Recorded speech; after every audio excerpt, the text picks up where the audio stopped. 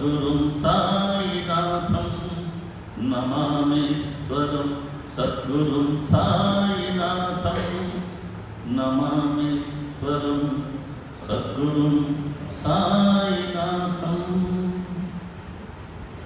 సాయి కృపతో, సాయి ప్రేరణతో, సాయి సన్నిధిలో మన మందిరంలో మనం ప్రతి మంగళవారం ఏర్పాటు చేసుకుంటున్నాం శ్రీ సాయి సచరిత్ర ఓవి గ్రంథ ఆధారిత సత్సంగాలకి హాజరవుతూ ఉన్న సాయి కుటుంబంలోని సహచ సభ్యులైన మీ ప్రతి ఒక్కరికిను, అలాగే ఈ సాయంత్రం మన అందరికీ తమ సన్నిధిని ప్రసాదించి తమ స్మరణ చేసుకునే భాగ్యాన్ని ప్రసాదించిన సమర్థ సద్గురువు సాయినాథుని దివ్య పాదపద్మాలకి నమస్కారం చేస్తున్నాను.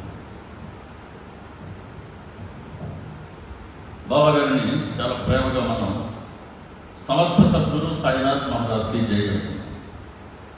4వ అధ్యాయం నామకరణం కూడా సాయి సమర్థ అవతరణం. బాబాగారి ప్రత్యేకత ఎలాంటిదో మనకు తెలిసింది. కారణం ఏంటంటే మహాత్ములందరూ సాక్షాత్తు పరబ్రహ్మ స్వరూపులే, కానీ బాబాగారిని మాత్రం అత్యంత సమర్థవంతమైనటువంటి అవతారం నా భూతో నా భవిష్యత్తు. కారణం ఏంటంటే ఏ పరబ్రహ్మ అయితే సృష్టికి ఏర్పాటు చేసేందుకు కారణభూతులు అయినారో ఆయనే తిరిగి మన బాబాగారి శరీరంతో, పవిత్ర శరీరంతో అవతరించి ఆయన కార్యాన్ని ఆయన నిర్వర్తిస్తూనే ఉంటారు సృష్టి మళ్ళీ అంతమయంతో. ఇది బాబాగారి ప్రత్యేకత. అందుకనే ఆయన అవతరించినటువంటి పద్ధతే ఒక ప్రత్యేకమైనటువంటి. ఏ మహాత్ముల చరిత్రనే గమనించండి.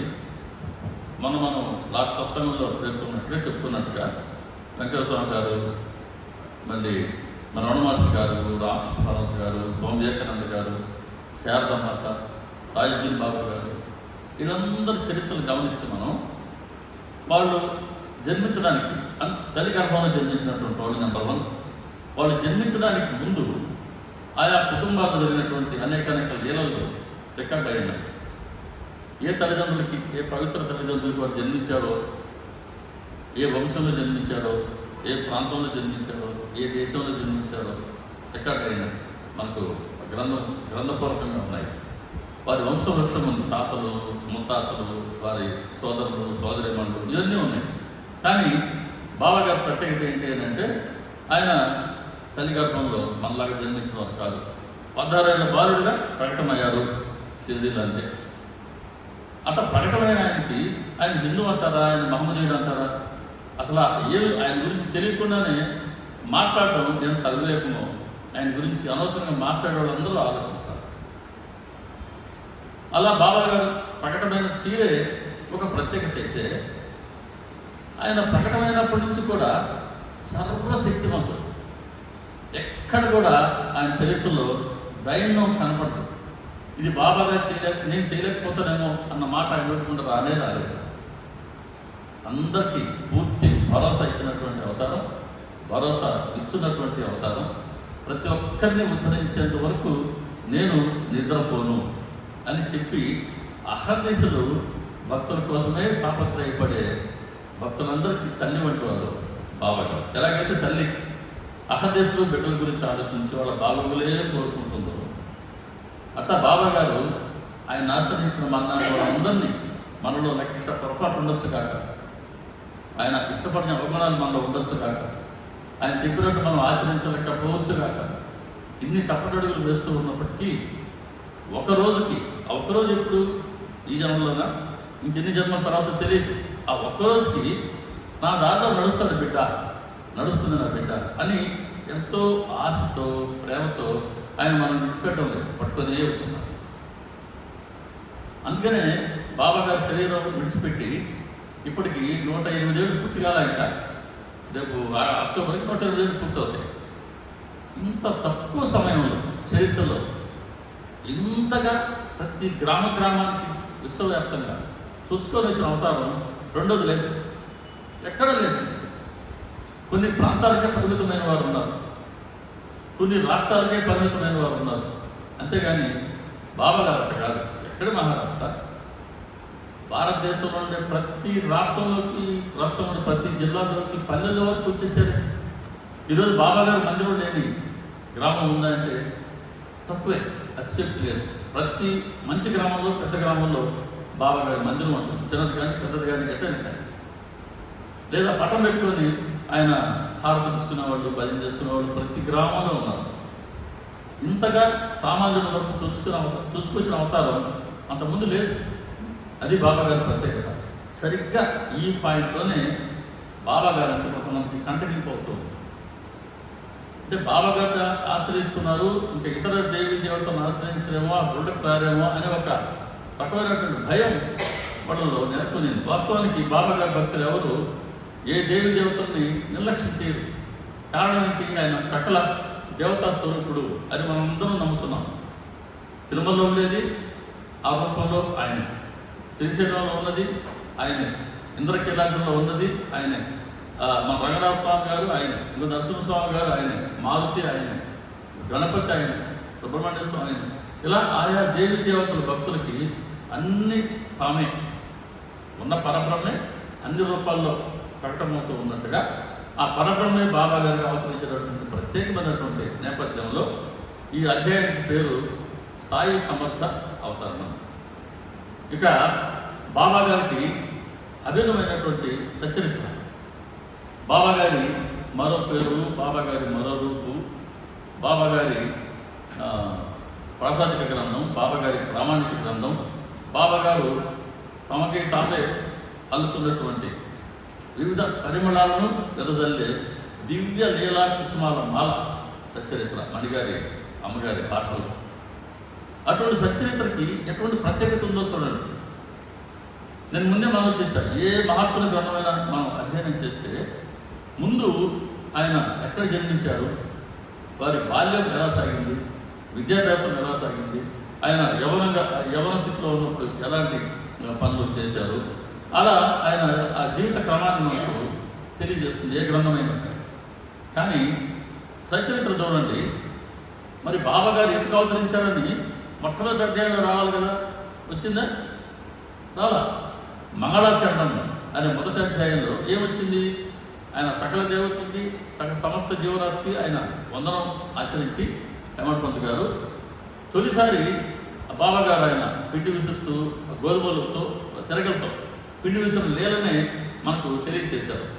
తెలియచేస్తూ బాబాగారిని నిష్కామంగా ఆరాధించాలి, బాబాగారిని ఏ లోపంతోనూ మనం సేవ చేయకూడదని సాధారణంగా మనలో ఉండే లోపాన్ని మొట్టమొదటి అధ్యాయంలో తెలియచేశారు.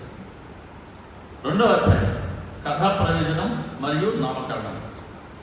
అందులో సహజంగా మనలో ఉండే వాదోపవాదాలు, వాద వివాదాలు, అందులో మనకు వచ్చే ఆగ్రహ కోపతాపాలు ఇవన్నీ తెలియజేస్తూ క్రోధం తగదు అని హేమవతి దబోల్కర్ గారు గుర్తుండేటట్టుగా జీవితకాలం ఆయనకి హేమవతిని నామకరణం చేయడం జరిగింది. అలా రెండో అధ్యాయంలో క్రోధ స్వభావం వల్ల నష్టం అని తెలియచేశారు. మూడో అధ్యాయంలో సాధారణంగా గృహస్థులం మనకు ఎంత వయసు వచ్చినప్పటికీ ఆయన ఉద్యోగం చేస్తున్నారు, హేమవతి గారు రిటైర్ అయ్యారు. రిటైర్ అయిన తర్వాత సగం జీతం వస్తుంది. మరి ఈ సగం జీతంతో నా కుటుంబాన్ని ఎలా గడుపుకోవాలి, నాకు ఇంకేదన్నా ఉద్యోగం వస్తే బాగున్నాయి అని సహజంగానే మనందరిలో ఉండేటువంటి ధన సంపాదన, ఇది సహజంగా ఉండే ప్రాపంచిక గుణం ఒకటి మనలో ఉండేది గృహస్థుల్లో. ఇటువంటి ప్రాపంచ కోరికలే కామం. అంటే మూడో అధ్యాయంలో అటువంటి కామం గురించి, ప్రాపంచిక కోరిక గురించి తగదు, ఇప్పుడు నా సేవ చేయని ప్రపంచం సుఖమయమవుతుంది అని చెప్పడం జరిగింది బాబా. అంటే మొదటి అధ్యాయంలో లోపాన్ని తెలియచేశారు, రెండో అధ్యాయంలో క్రోధాన్ని తెలియచేశారు, మూడో అధ్యాయం గ్రంథ ప్రయోజనం మరియు అనుజ్ఞాపనం, ఈ అధ్యాయంలో కామం గురించి తెలియజేశారు, కోరికల గురించి తెలియజేశారు. అలా కామం, క్రోధం ఈ మూడు మనకు ప్రతిబంధకాలని, మానవ జన్మ లక్ష్యమైనటువంటి, మానవ జన్మ పరమావధి అయినటువంటి సాక్షాత్కారం అనే లక్ష్యానికి ఈ మూడు అడ్డంకులే. 14వ అధ్యాయంలో భగవద్గీతలో ఒక శ్లోకం చెప్తారు బాబాగారు. త్రివిధం నరకస్యేదం ద్వారం నాశనమాత్మనః కామః క్రోధః స్తదా లోభః తస్మాత్ ఏతత్త్రయం త్యజేత్. కామ, క్రోధం, లోపం అని ఈ మూడు కూడా నరకానికి ప్రత్యక్ష ద్వారాలు. అందులో కానీ మనం ప్రవేశిస్తే ఇంకేకంగా నరకానికి పోయేది, ఆత్మనాశనం అయిపోతుంది. కాబట్టి కామాన్ని, క్రోధాన్ని, లోపాన్ని వెంటనే వదిలించుకోండి, తస్మాత్ జాగ్రత్త అని శ్రీకృష్ణ పరమాత్మ హెచ్చరిస్తే భగవద్గీతలో దాన్ని తిరిగి సచ్చరిత్రలో 14 అధ్యాయాన్ని తెలియచేస్తూ ఆ మూడిటి గురించే మొదటి 3 అధ్యాయాల్లో మనకు తెలియచేశారు. పైపెచ్చు ఈ మూడు కూడా ఎవరి అనుభవాలు? మూడు కూడా హేమంత్ పంత్ గారి స్వీయ అనుభవాలు. అందుకే హేమంత్ పంత్ గారు ఏమంటారంటే అనుభవ సిద్ధమైన ప్రబంధాన్ని రచించాలని సంకల్పం కలిగింది. అనుభవ సిద్ధమైన ప్రబంధం సచ్చరిత్ర ప్రత్యేకత. ప్రతి అధ్యాయంలో కూడా కొంతమంది భక్తుల అనుభవాలు ఇక్కడ ఉన్నది, కథల రూపంలో భక్తుల అనుభవాలు ఉన్నాయి. తర్వాత సచ్చరిత్రని ఆరంభించినటువంటి సచ్చరిత్రని మనం పారాయణ శ్రవణం చేస్తున్నటువంటి మన్నాటి వాళ్ళందరికీ ఆయా భక్తులకి అప్పుడు ఇచ్చిన అనుభవాలు ఇప్పటికీ మనకు అనుభవానికి వస్తున్నాయి. కాబట్టి సచ్చరిత్ర అంటే అనుభవ సిద్ధమైన ప్రబంధం. ఇటువంటి ప్రబంధంలో ఇప్పుడు 4వ అధ్యాయంలో ఆయన అసలు సబ్జెక్ట్ వస్తున్నారు. ఎందుకు సత్పురుషులు భూమిపై అవతరిస్తారు, వాళ్ళు ఏ కార్యాన్ని నిర్వర్తించడానికి, సాధించడానికి ఈ భూలోకానికి వచ్చారు. ఇందులో ఇంకా కొంతమంది భక్తుల అనుభవం, గౌరీభవ వృత్తాంతం ఉంది, దాసగణ్ గారి నామసప్తాహం ఒక అనుభవం ఉంది, దీక్షిత్ గారికి విఠల్ పటేల్ దర్శనం అయినటువంటి అనుభవం ఉంది, దాసగణ్ ప్రయాగ వెళ్ళి రావడం, ఆయన కోరడం ఆ అనుభవం ఉంది, భగవంతరా క్షీరసాగర్ వృత్తాంతం ఉంది, షిరిడీలో బాబా గారు ప్రథమంగా ఎలా ప్రకటమయ్యారు అన్న తీరు. ఈ ఇన్ని వివరాలు 4వ అధ్యాయంలో తెలియజేశారు. చాలా అద్భుతమైనటువంటి అధ్యాయం. అంటే ప్రతి అధ్యాయం అంత అద్భుతమే, దాంట్లో ఏం మళ్ళీ మనం రెండో మాట లేదు. మొదటి నేను చెప్పినట్టుగా మొదటి 2-3 అధ్యాయాలు సచ్చరిత్రకి థియరీ అయితే, తర్వాత అధ్యాయాలన్నీ దానికి సంబంధించిన ప్రాక్టికల్స్. ఇప్పుడు ఈ సచ్చరిత్రలో ఈ అధ్యాయాన్ని ప్రారంభం చేస్తూ ఇందులో 175 ఓవిలు ఉన్నాయి. 4వ అధ్యాయం కాస్త పెద్ద అధ్యాయం, 175 ఉన్నాయి. ఇందులో సత్పురుషుల చరిత్రలే ఎంతో మధురం. అందుకనే మనం ఎప్పుడు కూడా మహాత్ముల గ్రంథాలు మనం పారాయణ చేస్తూనే ఉంటాం. అది ఎన్నిసార్లు పారాయణ చేయాలి కాదు, జీవితకాలం మనం పారాయణ చేస్తూ ఉండవలసింది. అలా మనం పారాయణ చేస్తుంటేనే అనేక పర్యాయాలు వాళ్ళ బోధలు మన మనసులోకి కొంతగా అవి మన మనసులోకి జ్వరం ఇంకుతూ ఉంటాయి. మంచి వర్షం వస్తే పడ్డ ప్రతి చినుకు లోపల దిగదు, చాలా వరకు నీరు ప్రవాహం కొట్టుకొని పోతుంటాయి. అందులో కొంత నీరే భూమిలోకి దిగుతూ ఉంటుంది. ఎంత పెద్ద వర్షం వస్తే కొంత నీరు దిగుతుంది భూమిలోకి. అలా అనేక సార్లు మనం పారాయణ చేయాలా, శ్రవణం చేయాలా, దాని గురించి మనం చింతన చేయాలా. ఇలా చేయగా బాబా గారి బోధనలో ఉన్నటువంటి సారము మన మనసు గ్రహిస్తుంది. కాబట్టి సత్పురుషుల చరిత్రలు ఎంతో మధురం. వానిలో ఈ సాయి కథామృతం మరింత మధురం. ఎన్నిసార్లు చదివినా, ఎన్నిసార్లు విన్నా తనివి తీరదండి. ప్రత్యేకత ఏంటంటే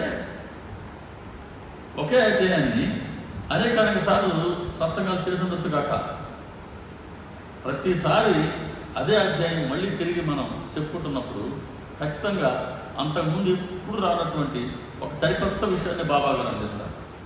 అందుకే బాబా గారి కథలు నిత్య నూతనం. ఇదే రమణీయత లక్షణం 44వ అధ్యాయం వస్తుంది ఈ మాట. రమణీయత లక్షణం అంటే ఎప్పటికప్పుడు నిత్య నూతనం, ఎప్పటికప్పుడు. అందుకని మళ్ళా అంటాడు ఏంటంటే అన్నిసార్లు మనం పారాయణ చేసినా, అన్నిసార్లు సత్సంగంలో కూర్చున్నా దాంట్లో మాధుర్యాన్ని మనం అనుభవిస్తూ ఉంటాం, ఆ మాధుర్యాన్ని మనం గ్రహిస్తూ ఉంటాం. అటువంటి మాధుర్యాన్ని గ్రహించే శ్రోతలే బాబా గారికి అత్యంత ప్రియులు. కాబట్టి శ్రవణ లాలస అనేది కేవలం ఆయన అనుగ్రహం ఉంటేనే సాధ్యమవుతుంది. కాబట్టి ఆ లాలస ఉన్న కొంతమంది ఆయన తీసుకొచ్చి ఆయన ముందు కూర్చోబెట్టుకొని తెలుసుకోండి అని ఆయన మనకు బోధించే ప్రయత్నం చేస్తూనే ఉంటారు. కాబట్టి సాయి కథామృతం మరింత మధురం. దీనిని సాయి యొక్క అనన్య భక్తులు సేవించి ఆనందభరితులు అవుతారు. అనన్య భక్తులు చాలా మంచి మాట. భక్తులు వేరు, అనన్య భక్తులు వేరు. భక్తులు కాని వాళ్ళం హిందువులు ఎవరూ లేరు. కారణం ఏంటి? మనం పుట్టంగానే భగవంతుడు ఉన్నాడు అని మన రక్తంలో ఉన్నటువంటి ఒక నమ్మకం అది. కాబట్టి అందరం భక్తులమే. కాబట్టి అనన్య భక్తి అంటే, భక్తి అంటేనే సర్వేంద్రియాలతోనూ భగవంతుడిని ఆరాధించడం భక్తి అంటే. సర్వేంద్రియాలతో కూడా గురువుని కనుక మనం ఆరాధిస్తే సర్వేంద్రియాలతో గురుభక్తి అవుతుంది. లేదా ఇతర దేవీ దేవతలను కనుక మనం సర్వేంద్రియాలతో ఆరాధిస్తే అది దైవభక్తి అవుతుంది. అలా అటువంటిదే భక్తి అంటే ఏమని, సర్వేంద్రియాలు గురువుని మనం భక్తితో మనం ఆయన మనం ఆశ్రయిస్తేనే అది గురుభక్తి అవుతుందంటే, మనసులో ఇతర ప్రాపంచిక వ్యవహారాలు ఏవి రాకుండా ఉండాలన్నమాట. చిత్తం ఎటువంటి ప్రాపంచిక చింతలు లేకుండా ఉండాలన్నమాట.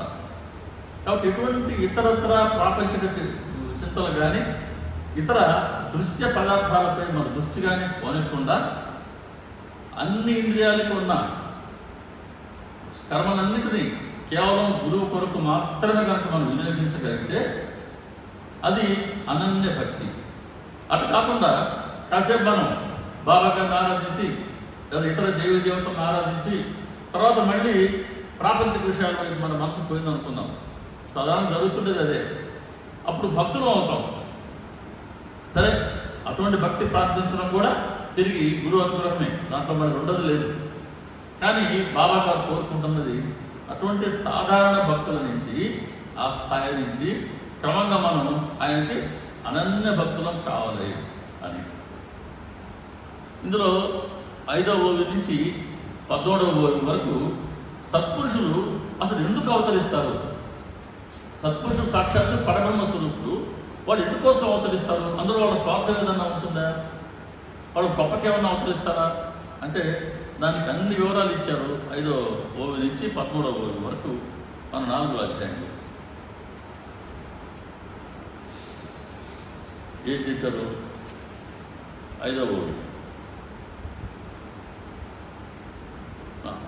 బ్రాహ్మణులు ఆశ్రమ ధర్మాలను తమ వర్ణానికి సంబంధించిన నియమాలను అలక్ష్యం చేసినప్పుడు, శూద్రులు బ్రాహ్మణులైపోవాలి అనుకున్నప్పుడు, ధర్మాచారులను అవహేళన చేసి వారిని శిక్షించాలి అనుకున్నప్పుడు, ఇక్కడ వర్ణాశ్రమ ధర్మాల గురించి ప్రస్తావన వచ్చింది. వర్ణాశ్రమ ధర్మాలను కూడా భగవద్గీతలో శ్రీకృష్ణ పరమాత్మ చెప్తారు. వాళ్ళు ఆచరించే కర్మలను బట్టి నేను 4 వర్ణాలుగా విభజించాను అంటారు ఆయన. 4 వర్ణాలు చేశారు. 4 వర్ణాలు చేశారు. బ్రాహ్మణులు, క్షత్రియులు, వైశ్యులు, శూద్రులు. ఇందులో బ్రాహ్మణులు అంటే బై బర్త్ కాదు, పుట్టుకతో కాదు, వాళ్ళు ఆచరించే కర్మను బట్టి మాత్రం ఆయన విభజించాను 4 వర్ణాలుగా. చాతుర్వర్ణం మయా సృష్టం అన్నాడు ఆయన. అంటే మనం ఆచరించే కర్మలు ఏంటి? మరి బ్రాహ్మణులు ఆచరించే కర్మలు బ్రహ్మజ్ఞానాన్ని అధ్యయనం చేయటం, బ్రహ్మజ్ఞానాన్ని అధ్యాపనం చేయటం. ఇందుకోసం బ్రాహ్మణ వర్ణం ప్రత్యేకంగా ఉన్నది. బ్రహ్మజ్ఞానాన్ని నేర్చుకుంటారు, బ్రహ్మజ్ఞానాన్ని ఇతరులకు వాళ్ళు తెలియజేస్తారు. కాబట్టి ఎవరైతే బ్రహ్మజ్ఞానాన్ని అధ్యాపనం చేస్తున్నారో వాళ్ళందరూ బ్రాహ్మణులు అని లెక్క. ఒకసారి భాస్కర్ రెడ్డి గారు, నా బాగా గుర్తు, భాస్కర్ రెడ్డి గారు గుర్తున్నారా? బాబా గారు సత్సంగాలు చేస్తారు. భాస్కర్ రెడ్డి గారు, విజయ భాస్కర్ రెడ్డి కాదు, అల్లు భాస్కర్ రెడ్డి గారు. ఆయన అప్పట్లో అనేవాడు అల్లు భాస్కర్ రెడ్డి గారు. నేను 2009లో బాబా గారి అనుగ్రహంతో తొలి సత్సంగాలకు వచ్చినటువంటి తొలినాళ్ళల్లో నేను ఆయన సత్సంగాలు హాజరవుతుండేవాడు. ఆయన ఒక మాట అన్నాడు. వెంకటస్వామి గారు ఆయన శరీరంతో గోల్కొండలో ఉన్నప్పుడు పవిత్ర శరీరంతో ఈయన తరచూ పోతూ వస్తుండేవారట. ఆయన ఒకసారి అన్నా అంట వెంకటస్వామి గారు, ఈయన బ్రాహ్మడయ్య వచ్చిపోతున్నాడు అని. మరి ఎట్ట బ్రాహ్మడయ్యాడంటే దాని ఉద్దేశం ఇది. అంటే ఒక ఆధ్యాత్మిక జ్ఞానాన్ని పొందేందుకు ప్రయత్నం చేసేవాళ్ళు, ఆధ్యాత్మిక జ్ఞానాన్ని పంచే ప్రయత్నం చేసేవాళ్ళు బ్రాహ్మణులని శ్రీకృష్ణ పరమాత్మే డివైడ్ చేసింది ఆ వర్ణాన్ని బట్టి. అలా ఇటువంటి బ్రాహ్మణులు వర్ణాశ్రమ ధర్మాలను, నియమాలను అలక్ష్యం చేసినప్పుడు, బ్రహ్మజ్ఞానాన్ని అధ్యయనం చేయకపోయినా లేదా అధ్యాపనం చేయకపోయినా పుట్టగాత మాత్రాన బ్రాహ్మణులు అని పిలువబడదు. అలా బ్రాహ్మణులుగా ఉండి ఈ రెండుగా చేయకపోతే వాళ్ళు వాళ్ళ వర్ణాశ్రమ ధర్మాన్ని అలక్ష్యం చేసినట్టు అని మనం దీనికి అర్థంగా చెప్పచ్చు. రెండవ వర్ణం వైశ్యులు. వైశ్యాలు అంటే లాభాన్ని వ్యాపారం ద్వారా లేదా వ్యవసాయం ద్వారా ఆర్జించేవారు. అది కూడా సమాజ అభివృద్ధి కొరకు అంటారు. మనం అంతా సాధారణంగా ఏం చేస్తాం వ్యాపారం అంటే మన కుటుంబ పరిస్థితుల కోసమే వ్యాపారం చేస్తుంటాం, లాభాలు ఆర్జిస్తుంటాం. కానీ పరోపకారం కోసం లాభాలు ఆర్జించడం వ్యాపారం ద్వారా కానీ వ్యవసాయం ద్వారా కానీ. ఇది వైశ్య వర్ణం. క్షత్రియ వర్ణం సమాజంలో ఉండేటువంటి ప్రజలందరికీ ఫలాలు సమానంగా లభించేలా చట్టాలు చేసేవాళ్ళు క్షత్రియులు. ప్రజల్ని రక్షించడం, ప్రజల బాగోగులు, ప్రజల మాన ప్రాణ ధనాల్ని రక్షించేవాళ్ళు, ప్రజలకి కవచంగా ఉండేటువంటి వాళ్ళు క్షత్రియులు. ఇటువంటి క్షత్రియులు చేసినటువంటి చట్టాలని అందరికీ సమానంగా అందించేందుకు ఉండే యంత్రాంగం శూద్రుడు. ఇలా 4 వర్ణాలు ఉన్నాయి. ఇందులో ఏ ఒక్కటి లేకపోయినా సృష్టి నడిచేది లేదు. కాబట్టి ఎవరు ఎక్కువ ఎవరు తక్కువ లేదు ఇక్కడ. అలా ఈ 4 వర్ణాల్లో ఉన్నవాళ్ళు ఆశ్రమం, బ్రహ్మచర్యం, గృహస్థం, వానప్రస్థం, సన్యాసం, ఈ 4 ఆశ్రమాలలో ఉన్నటువంటి వాళ్ళు బ్రహ్మచారిగా ఉన్నాడు. బ్రహ్మచారి ధర్మాన్ని ఆచరించాల్సిందే. బ్రహ్మచారికి నిషిద్ధం ఏంటి అని అంటే ఆహారం వండుకోవడం నిషిద్ధం. వాళ్ళు ఖచ్చితంగా గృహస్థులపై ఆధారపడాల్సిందే. తర్వాత వాళ్ళు బ్రహ్మజ్ఞానాన్ని అధ్యాపనం చేస్తుండాల్సిందే, అధ్యయనం చేయాల్సిందే. తర్వాత గృహస్థులు మనలాంటి వాళ్ళు. మన ధర్మం ఏంటి? ఇటువంటి నిజమైన సన్యాసులకు, బ్రహ్మచారులకు మనం భోజనం అందించాలి. ఇది మన ధర్మం. ఇది గృహస్థం. అలాగే గృహస్థం ఇంకా సృష్టి కార్యాన్ని కొనసాగించేందుకు ఉత్తమ సంతానాన్ని కానీ వాళ్ళు చక్కగా విద్యాబుద్ధులు బోధించి మంచి పౌరులుగా తీర్చిదిద్దడం గృహస్థ ధర్మం. ఎంతకాలం పూర్తిగా దాంట్లో ఉండిపోవడానికి లేదు. వానప్రస్థం 60 ఏళ్ళు దాటిన తర్వాత సాధారణంగా పిల్లలు పెద్దవాళ్ళు ఉంటారు. వాళ్ళకు కూడా మనం పెళ్లి చేస్తాం. వాళ్ళు కూడా ఏదో ఉద్యోగాలు, వ్యాపారాలు స్థిరపడతారు. అటు తర్వాత అయినా అప్పటి వరకు కుటుంబ బాధ్యత వహించినటువంటి మనం మన మనసుల్ని కుటుంబం యొక్క బాగోగులు, కుటుంబం యొక్క ఆస్తిపాస్తులు, ఇటువంటి విషయాల నుంచి క్రమేణా అవన్నీ పిల్లలకు అప్పచెప్పి మన మనసుని వెనక్కి తీసుకొచ్చుకోవడం వానప్రస్థం. ఇల్లు వదిలిపోవాలని కాదు, ఇంట్లోనే ఉంటూ అప్పటి వరకు మనం ఆచరించిన గృహస్థ ధర్మాలన్నీ పిల్లలకు అప్పచెప్పేసి మనం యొక్క ప్రాపంచిక విషయాల్లో అప్పటి వరకు చిక్కుకోనున్న మనసుని క్రమక్రమంగా వెనక్కి మరలించుకోవడం వానప్రస్థం. ఇలా వెనక్కి మరలించిన మనసు ఏం చేయాలి? దాన్ని భగవంతుడికి లేదా గురువుకి అర్పించడం సన్యాసం. ఇలా ఒక్కొక్క ఆశ్రమానికి ఒక్కొక్క ధర్మం ఉంది.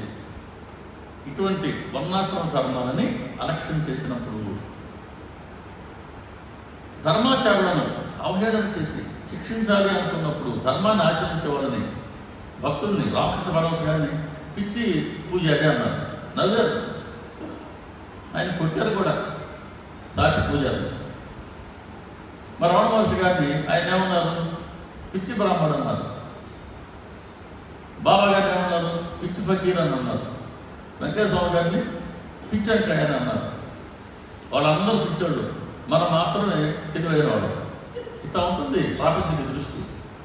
వాళ్ళలో అందరిలోనూ వాళ్ళని చూసుకుని, అందరిలోనూ భగవంతుని చూసుకుని వాళ్ళందరూ మన దృష్టిలో పిచ్చేవాళ్ళు. కేవలం మనల్ని మాత్రమే చూసుకునేటువంటి అత్యంత స్వార్థపరులంగా ఉంది. మన మనసులో మనం చాలా మంచి పౌరుల కింద లేదు.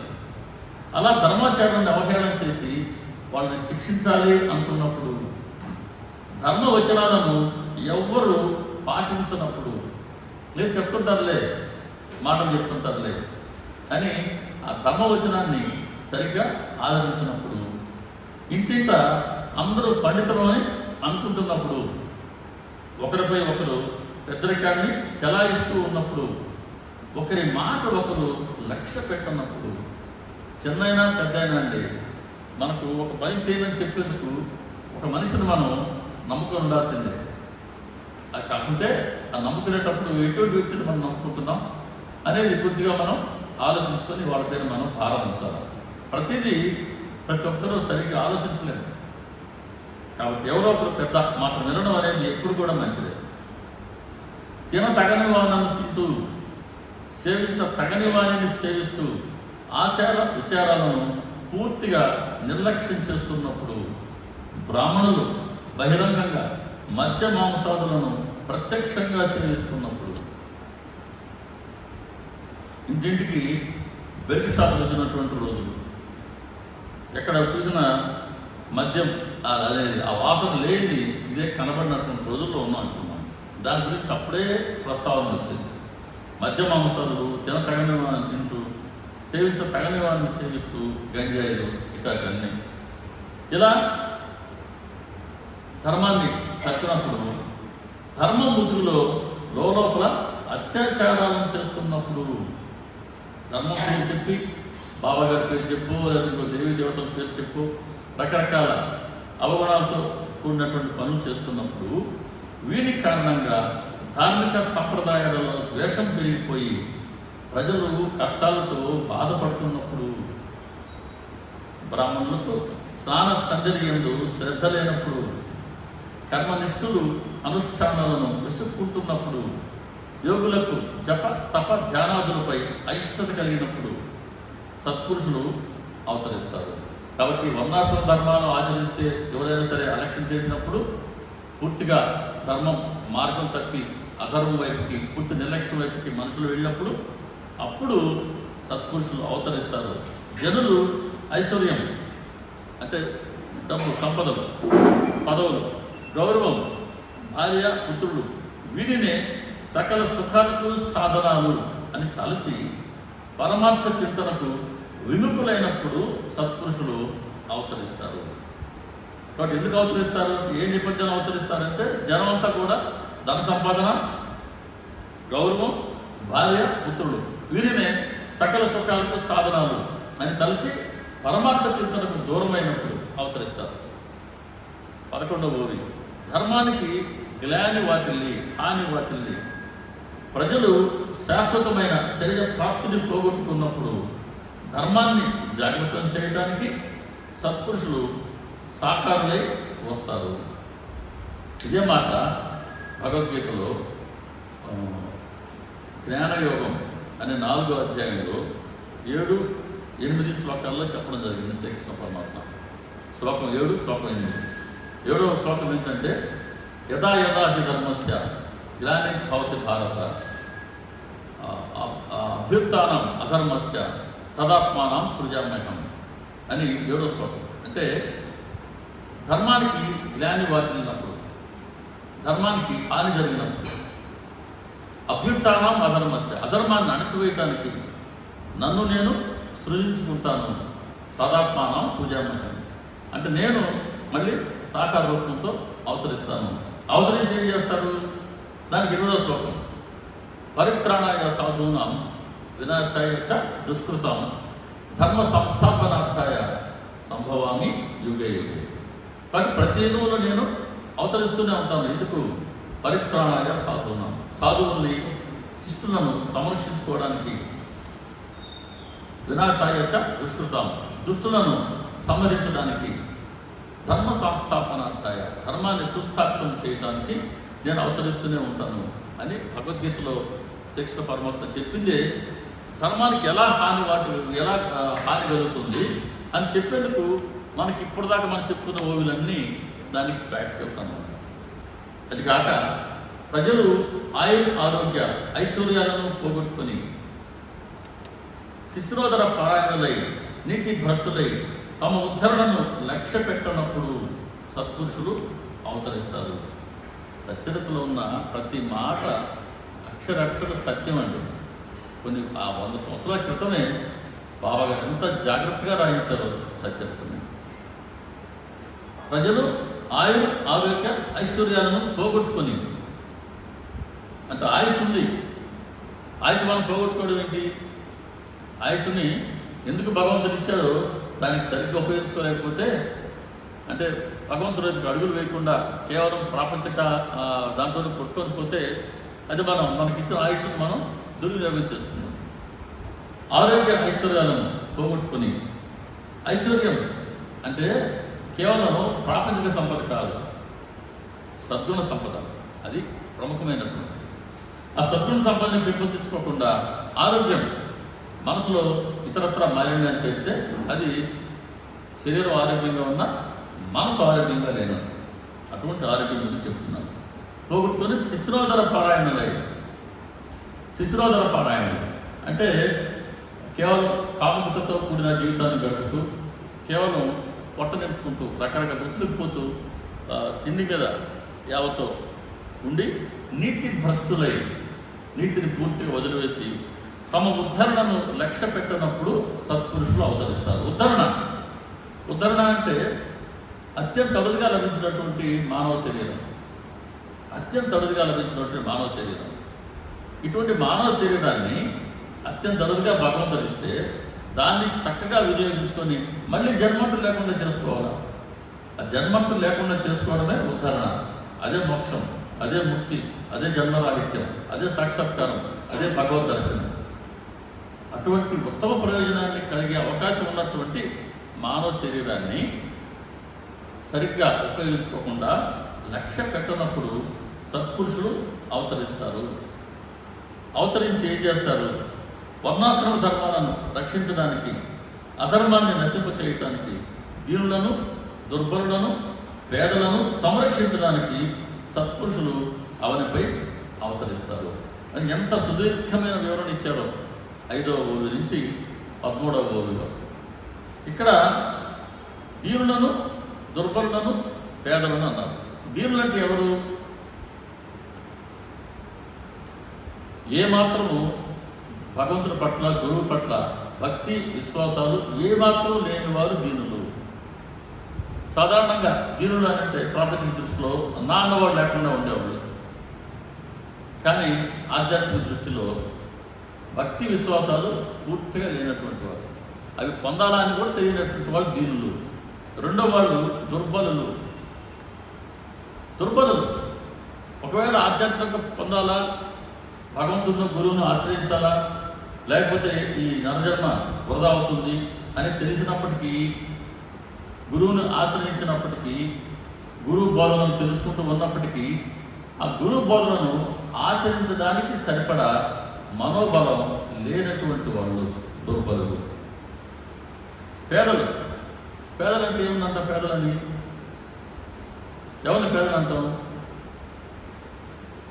ఆర్థికంగా ఏమాత్రం బలం లేనటువంటి వాళ్ళని నిరుపేదలు పేదలు అంటాం. కానీ ఇక్కడ పేదలు అని అంటే భగవంతుడి దృష్టిలో దుర్గుణాలే తప్ప సద్గుణాలు లేనటువంటి వాళ్ళు. ఎంత తేడా చూడండి ప్రాపంచిక దృష్టికిను భగవంతుడి దృష్టికి, గురువు దృష్టికి. అందుకే ఒక తూర్పు అయితే ఇంకొక పడవరైంది. భవసాగరం ఒక తీరంలో మనం ఉన్న జీవులం, రెండో తీరంలో భగవంతుడు ఉన్నాడు. ఆయన దృష్టి వేరు, మన దృష్టి వేరు. మన దృష్టి చాలా సంకుచితం, నేను నాది అంతే. ఆయన దృష్టి నేను అన్న మాట లేదు, సర్వం ఆయన. అందరి పట్ల సమదృష్టి, ప్రేమ వర్షింపజేస్తూ ఉంటారు. కాబట్టి ఏమీ లేని వారు పేదలు, దుర్గుణాలు తప్ప సద్గుణాలు లేనటువంటి వారు. ఇటువంటి వాళ్ళందరినీ ఆయన సంరక్షించడానికి సత్పురుషులు అవనిపై అవతరిస్తారు. వారి అవతరణ పరుల కోసమే కానీ తమ స్వార్థం కోసం కాదు. కాబట్టి భగవంతుడు సత్పురుషులుగా అవతరించడమే పరోపకారం, ఎంతో కరుణతో. వాళ్ళ శరీరంతో ఉంటే చాలా, వాళ్ళు ఏం చేయగలరు. వరదరాజ మాస్టర్ గారు చెప్తారు, భగవంతుడు సత్పురుషులుగా అవతరిస్తేనే చాలు, వాళ్ళు ఏం చేయక్కర్లేదు. వాళ్ళు కూర్చొని ఉంటారు చాలు. వాళ్ళు కూర్చొని ఉంటే వాళ్ళు వెతుక్కుంటూ మనం వెళ్తాం, వెళ్ళి వారి సన్నిధిలో కూర్చుంటాం. కూర్చుంటే గాలి వాళ్ళ శరీరాన్ని తాకి తిరిగి అది మన శరీరాన్ని తాకుతుంది. ఆయన చూస్తే ఆయన కంటి చూపు కొన్ని క్షణాలైనా మన పైన ప్రసరిస్తుంది. దాని ద్వారా మనం బాహ్యంగా కానీ అంతరంగా కానీ మనకు పరిశుద్ధత లభిస్తుంది, బాహ్యాభ్యంతర శుద్ధి లభిస్తుంది. అటువంటి పరిశుద్ధి కోసం మహాత్ముల సన్నిధిలో మనం కూర్చోవాలి అంటారు ఆయన. మహాత్ములు శరీరం విడిచిపెట్టిన తర్వాత వారి సమాధి, ఆ సమాధిలో కూర్చున్నా కూడా వారి ప్రత్యక్షమైనటువంటి ఉనికిని మనం అనుభవించవచ్చు. కాబట్టి సత్పురుషుల శరీరంతో ఉండటమే లోకాన్ని చేసే అత్యంత ఉపకారం. కాబట్టి వారి అవతరణ పరుల కోసమే కానీ తమ స్వార్థం కోసం కాదు. వారు ప్రవృత్తి ప్రవాహంలో కొట్టుకునే ప్రాపంచికులకు నివృత్తి అనే పునాదిపై పరమార్థ మందిరాన్ని నిర్మించి తమ సహజ గతితో భక్తులను ఉద్ధరిస్తారు. అద్భుతమైనటువంటి ఊరు. ప్రాపంచిక ప్రవాహంలో కొట్టుకునే మన ప్రవృత్తి ఎలా ఉంటుందంటే మొత్తం ప్రాపంచికతే. ప్రవృత్తి అజ్ఞానం, మన ప్రవృత్తి అజ్ఞానం. నేను అంటే శరీరం, నేను ఈ నామరూపాలకి పరిమితం అనుకోవడమే మన ప్రవృత్తి అజ్ఞానం. ఇటువంటి ప్రాపంచిక ప్రవృత్తిలో కొట్టుకొని పోయే ప్రాపంచకులకు ఏం చేస్తారు? నివృత్తి అనే పునాదిపై పరమాత్మ మందిరాన్ని నిర్మిస్తారు. మనలాంటి వాళ్ళ కోసం ఆయన పరమాత్మ మందిరాన్ని నిర్మిస్తున్నాడు. దాని పునాది ఏంటి? మందిరానికంటే నివృత్తి. మనం ప్రవృత్తి అంటే చెప్పుకున్నాం, నేను అంటే శరీరం అనే భావం ప్రవృత్తి అయితే, నివృత్తి ఏంటి? నేను ఈ శరీరం కాదు, నేను ఆత్మని అని మనం తెలుసుకునేందుకు మనం చేసే ప్రయత్నం. అంటే భగవంతుడికి అడుగులు, భగవంతుడి వైపుకి అడుగులు వేసే ప్రయత్నం చేయటం నివృత్తి. లేదా ప్రాపంచికకి దూరంగా జరిగే ప్రయత్నం నివృత్తి. కాబట్టి ఇటువంటి నివృత్తి అనే పునాదిపై, అంటే మనలో ఉండే శరీర భావాన్ని, స్వార్థాన్ని, అహంకారాన్ని, మమకారాన్ని తొలగించే ప్రయత్నం దిశగా నివృత్తి అనే పునాదిపై ఆయన పరమార్థ మందిరాన్ని నిర్మించి భక్తులను తమ సహజ గతితో ఉద్ధరిస్తారు. సహజ గతి ఇక్కడ అందరూ ఒకే రకంగా ఘాటన కట్టేలేదు. ఒక స్కూల్లో ఒక 40 మంది స్టూడెంట్స్ ఉంటారు. మన చిన్నతనంలో చదువుకున్నాం. మనతో పాటు చదువుకున్న వాళ్ళందరికీ సమానంగా మార్కులు ఇచ్చినాయా? అందరూ సమానంగా ఆ విద్యా లాభాన్ని పొందగలిగామా? లేదు. మనకన్నా పైకి చాలామంది జమ్స్ తయారైపోయిన వాళ్ళు ఉన్నారు. మనలా కూడా లేనివాడు కూడా మన వెనకాల చాలామంది ఉన్నారు. అంటే ఒకే టీచర్ చెప్పినప్పటికీ, ఒకే స్కూల్లో చదువుకున్నప్పటికీ అందరికీ ఆ విద్యను గ్రహించడం సమానంగా సాధ్యం కాదు. కాబట్టి ప్రతి ఒక్కరికి వాళ్ళకి తగినట్టుగా చెప్పాల్సిందే. బాబాగారు కూడా మనందరి స్థితిగతులు, మన భక్తి శ్రద్ధలు, మన స్వభావం, మన సేవాభావం ఇవన్నీ మనకన్నా ఆయన బాగా తెలిసినవి. కాబట్టి మన స్వభావానికి సరిపడా మనకు ఆయన సేవని నియమించి క్రమక్రమంగా మనల్ని దగ్గర తీసుకునే ప్రయత్నం చేస్తూ ఉంటారు. లేదా ఆయన మార్గంలో నడిపించే ప్రయత్నం చేస్తూ ఉంటారు. అలా సహజ గతితో భక్తులను ఉద్ధరిస్తారు. చెప్పి చేస్తారా? ఇలా చేయండి, అలా చేయండి అని చెప్పి మాత్రం చేసేవాడు కాదు సత్పురుషులు. ధర్మ జాగృతిని, ధర్మ కార్యాలను చేసి తమ అవతార కార్యాన్ని వారు సాధిస్తారు. అది పరిపూర్తి కాగానే తమ అవతారాన్ని సాధిస్తారు. ధర్మాన్ని జాగ్రత్తం చేయాలని అంటే కేవలం బోధనతో సరిపోదు. కాబట్టి బాబాగారు వారు ఏది చెప్పారో వాటన్నిటిని మనకు ఆచరించి చూపించారండి. ఆచరించకుండా చెప్పడం చాలా సులువు. రామకృష్ణ మహర్షి గారి దగ్గరికి ఒక తల్లి బిడ్డను తీసుకుని పోయినారు, పసిబిడ్డ. ఏంటి సమస్య అంటే ఆ పసిబిడ్డ చక్కెర స్వీట్ కావాలని మారాన్ చేస్తున్నాడు. కానీ ఆ బిడ్డకి ఏదో వ్యాధి వచ్చింది, నిమ్ము జరిగింది గుండెలో. కాబట్టి డాక్టర్ ఏం చెప్పాడు?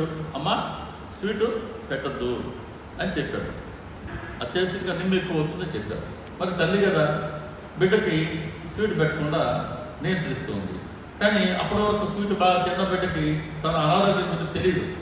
స్వీట్ తింటే తనకు హాని కలుగుతుంది అని తెలియదు. పదే బిడ్డ తల్లి నివేదిస్తున్నాడు. తల్లి రామకృష్ణ పరమహంస గారి దగ్గర తీసుకొచ్చింది. అయ్యా మీరు చెప్పండి ఈ పిల్లాడికి స్వీట్ తినద్దని.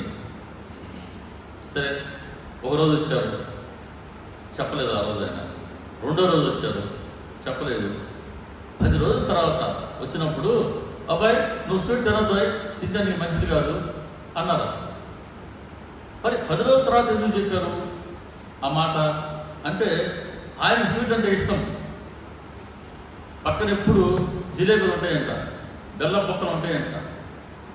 ప్రతి నిమిషానికి 2 నిమిషాలకి ఆయన స్వీట్ మొక్క తింటుండేవాడు. అంత స్వీట్ ప్రియుడు ఆయన. ఆయన స్వీట్ తింటూ అబ్బాయి నువ్వు స్వీట్ తినొద్దు అని అంటే పిల్లాడికి ఎట్టుంటుంది చెప్పాలి. అందుకు ఆయన 10 రోజులు తాను నియంత్రించుకొని స్వీట్ తినడం మానిన తర్వాత చెప్పారు. అది ధర్మాన్ని ఆచరించి చూపడం. ఊరికి చెప్పడం ఏంటి, చాలా సులువు. డాక్టర్లు చెప్తారు మనకు వెయిట్ తగ్గాలండి అని. నిజమే, వెయిట్ తగ్గాల, ప్రతి ఒక్కరు సులువుగా చెప్పేటువంటి మాట. కానీ అది ఎంత కష్టం. కాబట్టి సద్గురువులు ఎప్పుడు కూడా మాట చెప్పి విడిచిపెట్టేవాళ్ళు కాదు. వాళ్ళు ఏం చెప్పారో అది వాళ్ళు చేసి చూపిస్తున్నారు. ఏం చేశారో దాన్ని మాత్రమే చెప్తారు. శరీరంతో కాయ, మాట, వాచ, మనసు, ఆలోచన, మనసాను, ఈ మూడింటి ద్వారా మనిషి చేసే పనులన్నీ ఒకే సరళ రేఖలో ఉంటే ఇది నిష్కాపట్యం. నిష్కపటం, కపటం, ఈ రెండు ప్రధానంగా మనం గమనిస్తుంటాం. కపటం అంటే ఏంటి? శరీరంతో చేసే పని, మనసుతో చేసే ఆలోచన, నోటి మాటలు, ఈ మూడు ఒకే సరళ రేఖలో ఉండవు. చెప్పేది ఒకటి, చేసేది ఇంకొకటి, ఆలోచన మరొకటి. ఇది కపటం.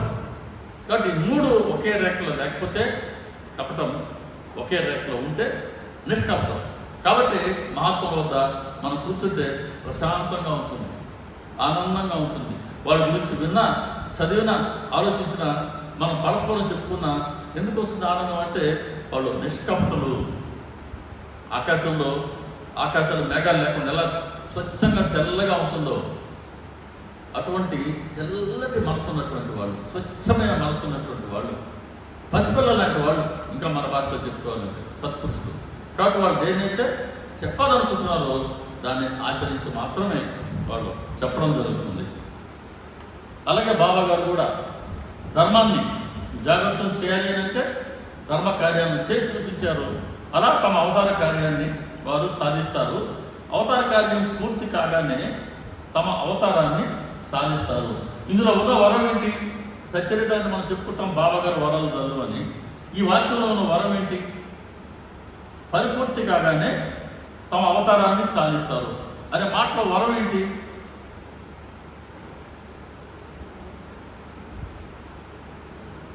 ఆయన అవతార కార్యం పూర్తయ్యేంత వరకు, అంటే ఏ లక్ష్యంతో ఆయన అందరిని ఉద్ధరించాలి లక్ష్యంతో ఆయన అవతరించారో అది నెరవేరేంత వరకు ఆయన అవతార కార్యం పూర్తి కాదనమాట. అంటే మన కోసం ఆయన ఎప్పుడు ఉంటూనే ఉంటారన్నమాట. కాబట్టి సృష్టి ప్రళయం సంభవించేంత వరకు బాబా గారు సృష్టిలో లేకుండా ఉండే పనే లేదు. కాబట్టి మనం ధైర్యంగా ఆయన వైపు మనం అడుగులు వేసే ప్రయత్నం చేస్తూనే ఉండొచ్చు. సకల జగదానందకరుడైన ప్రత్యేగాత్మయే పరమేశ్వరుడు. ఆ పరమేశ్వరుడే గురువు, అతడే సుఖకరుడు అయిన శంకరుడు. ఎంత మంచి ఓవి! 4వ అధ్యాయం కూడా సామాన్యమైన అధ్యాయం కాదు. ప్రతి ఓవి కూడా హైలైట్. ప్రతి ఓవిని కూడా మనం అర్థం చేసుకుంటూ ముందుకు వెళ్ళాల్సిందే. సకల జగానికి ఆనందాన్ని ప్రసాదించే ప్రత్యేగాత్మయే పరమేశ్వరుడు. పరమేశ్వరుడు సృష్టికి మూలకారకుడు, సృష్టికి యజమాని. ఆయన ఎలా ఉన్నారు? ప్రత్యేగాత్మగా ఉన్నారు. ప్రత్యేగాత్మ ప్రతి ఒక్కరిలో ఉండేటువంటి ఆత్మరూపంలో ఉన్నారు. కాబట్టి ఆ పరమేశ్వరుడే ప్రత్యేగాత్మ అని చెప్తూ, ఆ పరమేశ్వరుడే గురువు. సృష్టిని ఎవరైతే ఏర్పాటు చేశారో, ఎవరైతే అందరి హృదయంలోనూ అంతర్యామిగా ఉన్నారో ఆయనే తిరిగి మళ్ళీ గురువుగా అవతరిస్తూ ఉన్నారు. అతడే సుఖకరుడైన శంకరుడు. పరమేశ్వరుడు అన్నాడు, శంకరుడు అన్నాడు. శంకరుడు మనం ఈశ్వరుడు అంటాం. ఈశ్వరుడు లయకారకుడు. సృష్టిని ఒకరు సృష్టి ఒకరు, స్థితి ఒకరు, లయ ఒకరు పోషిస్తుంటారు కదా. బ్రహ్మ సృష్టికి, విష్ణువు స్థితికి, శంకరుడు ఈశ్వరుడు లయకు కారకులు కదా. దేని లయం చేసుకుంటారు ఆయన అంటే ఆయా జీవుల్ని తమలో లయం చేసుకుంటున్నారు. కానీ ఇక్కడ పరమేశ్వరుడే గురువు, అతడే సుఖాన్ని ప్రసాదించే శంకరుడు. అంటే గురువుగా ఆయన అవతరించి పరమేశ్వరుడు. ఆయనే అత్యంత సుఖాన్ని కలిగించే శంకరుడు అవుతున్నాడు. ఎలా? శంకరుడు జీవులు లయం చేసుకుంటూ ఉంటే గురువు మనలో ఉండే అవగుణాలని ఆయన లయం చేసుకుంటూ, మనలో ఉండే పొరపాటుని సరిదిద్దుకుంటూ, మనలో ఉండే దుర్గుణాన్ని తొలగించుకుంటూ, మనలో ఉండే చెడునంతా ఆయన తొలచివేస్తూ తిరిగి ఆ చెడు గుణాల రూపంలో మన మనసుల్లో దైవ గుణాలని పెంపొందింపచేస్తూ సద్గుణాలతో మనల్ని అలంకరిస్తూ అలా మనకు సుఖాన్ని ఇచ్చేటువంటి, అంటే సుఖకరుడు అంటే ఏమని? సుఖాన్ని కలిగించేవారు అని. సుఖాలు ఎప్పుడు కలుగుతాయి? నిజమైన సుఖం ఎప్పుడు వస్తుందని అంటే దుఃఖం అనేది లేనప్పుడే. ఎండాకాలం మంచి 1 గంట నుంచి 3 గంటల వరకు ఏసీలో ఉంటే సుఖమే. తర్వాత మళ్ళీ బయటకు వస్తే ఎట్లా ఉంటుంది? అది కాదు, తాత్కాలికమైన సుఖం కాదు. శంకరుడు ఇచ్చే సుఖం అది శాశ్వతమైన సుఖం. గురువు ఇచ్చే సుఖం శాశ్వతమైన సుఖం, ఆ పరమ సుఖం. అంటే దుఃఖం అన్నది లేకుండా ఉండేటువంటి స్థితి. దుఃఖం ఎందుకు కలుగుతుంది? సుఖం దేనికి కలుగుతుంది? దేనికైనా సరే మనసులో ఉండే భావాలను బట్టే సుఖమైన కష్టమైన, మనసులో ఉండే భావాలను బట్టే. ఒకప్పుడు కొంతమంది మనకు ఆత్మీయంగా ఉంటారు, మాట్లాడుకుంటూ ఉంటాం. తర్వాత వాళ్ళతో శ్రద్ధలు వచ్చినప్పుడు ఇంకో పలకరించాం, వాళ్ళు ఈ పక్కుంటే ఎక్కడ చూస్తాం. ఎందుకని? అదే మనుషులే కదా. ఆ రోజు ఎందుకు మంచోడు కనబడ్డారు, ఇప్పుడు ఎందుకు మనకు చెడైనారు? అది మనసులో వచ్చేటువంటి మార్పు. కాబట్టి సుఖమైన కష్టమైన అది మన మనసులో వచ్చే భావనలే. కాబట్టి గురువు ఏం చేస్తాడు? సుఖాలకి దుఃఖాలకి రెండుకి కారణమైన మనసును ఆయన లయం చేసుకుంటాడు. కాబట్టి అటువంటి సుఖకరుడైనటువంటి శంకరుడు గురువు.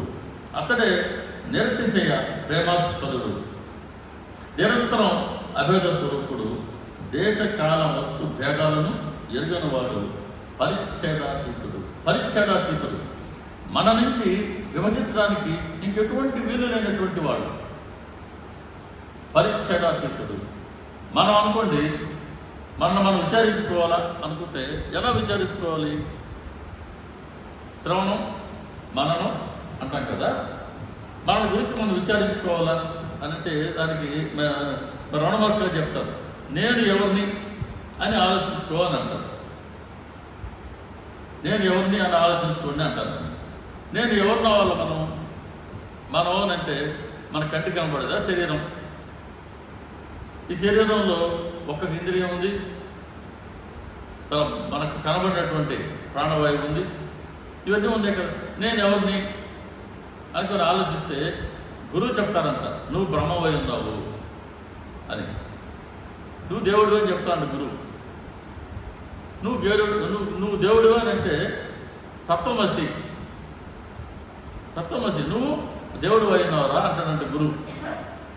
అది ఫస్ట్ గురువు ద్వారా వచ్చేటువంటి మాట. సరే, శిష్యుడు దాన్ని అర్థం చేసుకోవాలా.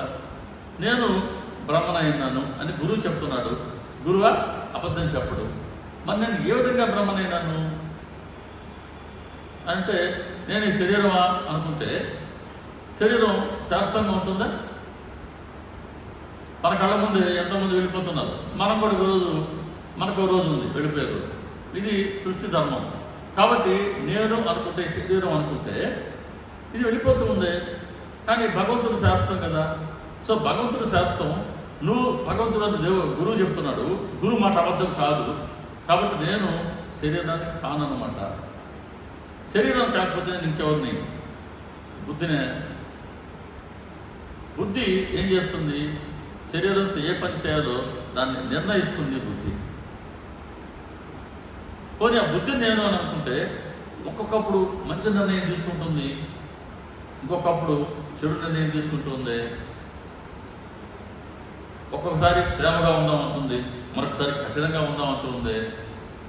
అంటే భగవంతుడు ఎప్పుడు శాస్త్రం ఉంటారు కదా, ఆయన మార్పులు చేర్పులు ఉండవు కదా.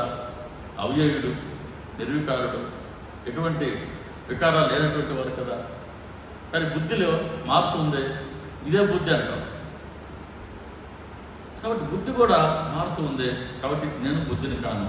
పోనీ నేను మనసునే. ఇంతకుముందే అనుకున్నాం, మనసులో రాగద్వేషాలు ఉన్నాయి. కొందరి పట్ల మనకు ఇష్టత ఉంది, కొందరి పట్ల ద్వేషం ఉంది. ఎవరి పట్ల ఇష్టత ఉంది, ఎవరి పట్ల ద్వేషం ఉంటుంది? మనకు ఇష్టత ఎవరి పట్ల ఉంటుంది? రాగం అంటాం. రాగం ఎవరి పట్ల ఉంది? ఎవరి పట్ల మనకు రాగం ఉంటుంది? నేను అప్పుడు దాకా అనుకునేవాడిని, మనకు కొంతమంది ఇష్టంగా ఉంటారు, వాళ్ళ పట్ల ముందు ఇష్టత రాగం అనుకునేవాడిని. అది కాదు.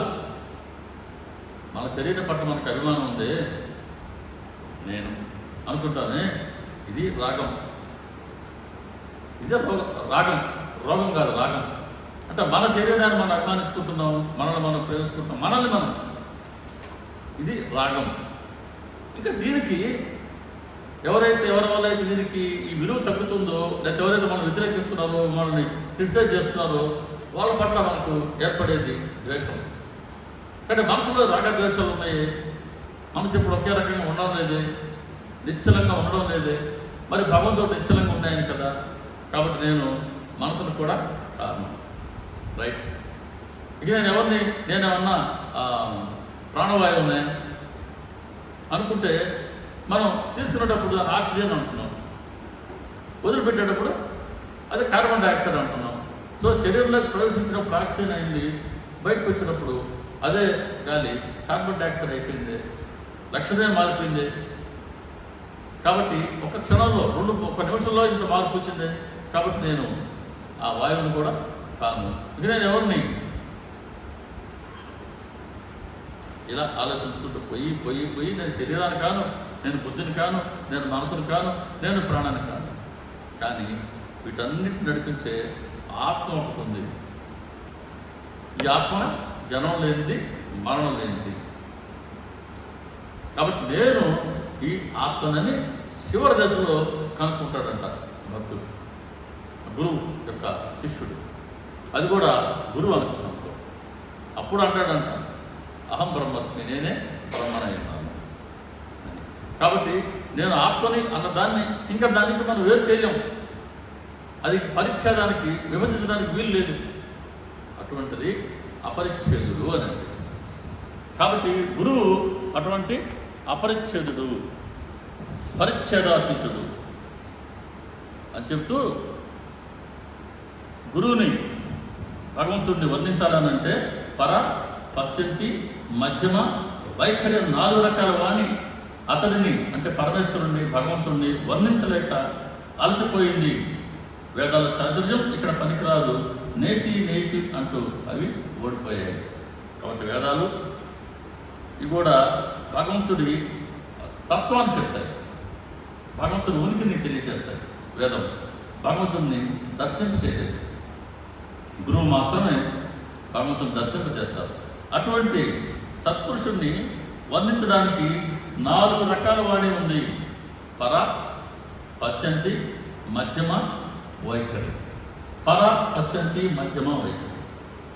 పర అంటే భగవంతుడు ఇంతకుముందే మనం చెప్పుకున్నట్టుగా ధర్మ సంస్థాపనాయ సంభవాన్ని యుగే. భగవంతుడు సత్పురుషుడిగా అవతరిస్తున్నాడు. ఆ సత్పురుషుడిగా అవతరించినప్పుడు ఆయన్ని వర్ణించడానికి 4 రకాల వాణులు ఉన్నాయి.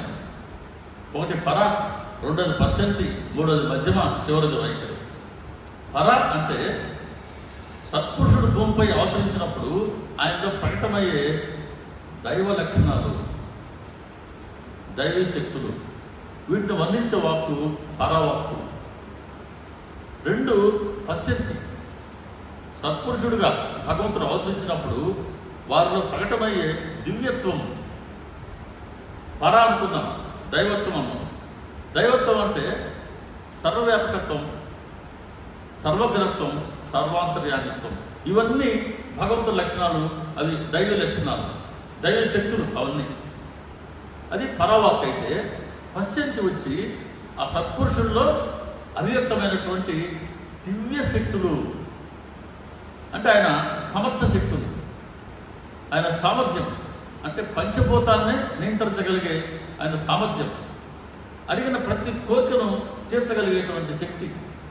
ఉద్యోగం కావాలన్నాడా ఇస్తాడు, సంతానం కావాలన్నాడా ఇస్తాడు, లేదు ఒక వ్యాధి వచ్చిందా దాన్ని తొలగించి ఆరోగ్యం కావాలన్నా ఇస్తాడు, ఏది కావాలంటే ఆయన సంకల్ప మాత్రంతో దాన్ని నెరవేర్చగల శక్తి. అలాగే తన భక్తులు ఎక్కడున్నా సరే రక్షించుకునే శక్తి. ఇవన్నీ కూడా ఆయన గురించి ఆయన అభివ్యక్తమయ్యే దివ్యత్వాన్ని తెలియజేసేటి. ఇది పశ్యంతి అనే వాక్కు. మూడవది మధ్యమ, అంటే సత్పురుషుడు అవతరించినప్పుడు ఆయనలో అభివ్యక్తమవుతున్న మానవీయ లక్షణాలు, ఆయనలో ఉండే శాంతి, క్షమ, భూతదయ, నిస్సంగత్వం, పరోపకారం, ఇంద్రియ నిగ్రహం, నిరహంకారం అని ఈ మానవీయ లక్షణాలు కనబడతాయే, వాటిని వర్ణించేది మధ్యమ వాక్కు. ఇక నాలుగవది వైఖరి. వైఖరి అంటే వివిధ సందర్భాల్లో ఆయన ఆచార వ్యవహారాలు ఎలా ఉండేటివి, ఆయన ఆగ్రహం ఎలా ఉండేది, అనుగ్రహం ఎలా ఉండేది, ప్రేమ ఎలా ఉండేది, లేదా కఠినత ఎలా ఉండేది ఇత్యాదులన్నీ తెలియచేసేది వైఖరి. ఇలా భగవంతుడు సత్పురుషులకి అవతరించినప్పుడు ఆయనలో అవ్యక్తమయ్యేటువంటి ఆయన వర్ణించాలనంటే 4 రకాల వాణులు ఉన్నాయి: పర, పశ్యంతి, మధ్యమ, వైఖరి. వీటిని ఒక్కొక్క దాని గురించి కాస్త డీటెయిల్గా ఎలా ఉండేటట్టుగా మనం వచ్చే సత్సంగంలో మనం చర్చించుకుందాం. ఎందుకంటే ఒక్కసారి అయ్యేది కాదు. అది కాస్త మనం కీ చెప్తున్నాం, పర, పశ్యంతి, మధ్యమ, వైఖరి అంటే. దానికి కొన్ని ఎగ్జాంపుల్స్ కనుక మనం చెప్పుకుంటే అవి మనం వినేదానికి మన మనసులోకి అవి బాగా గ్రహిస్తాం. కాబట్టి వచ్చే సత్సంగంలో ఈ పర, పశ్యంతి, మధ్యమ, వైఖరి అనే వాటి గురించి మనం వచ్చే సత్సంగంలో దర్శించుకున్నాం. శ్రీ సచ్చిదానంద సమర్థ సద్గురు సాయినాథ్ మహారాజు కీ జై. శ్రీ సాయి ధర్మక్షేత్రం మహారాజు కీ జై. సర్వే జనా సుఖినో భవంతు. లోకా సమస్తా సుఖినో భవంతు. సమస్త సన్మంగళాని భవంతు. ఓం శాంతి శాంతి శాంతి. సర్వం శ్రీ సాయినాథార్పణమస్తు. శుభం భవతు.